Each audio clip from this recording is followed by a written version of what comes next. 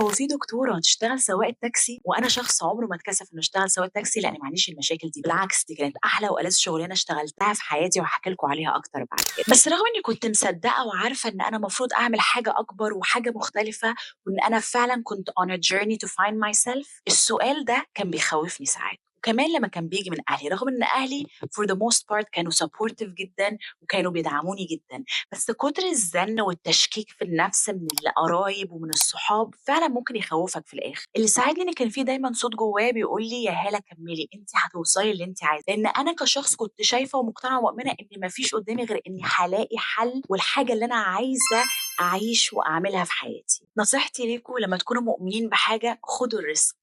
لمّا الأصوات سواء أنت أو قرايبك أو صحابك تخوّفك، طمّن نفسك وركّز على الbig picture، ركّز على الهدف، ركّز أنت عايز تروح فين وكمّل وإن شاء الله هتوصل. ما تخلّيش كلام الناس يعطّلك لإنّك لازم تعيش حياتك بالطريقة اللي أنت شايفها صح. خُد الrisk المحسوب وإن شاء الله ربنا هيوفقك.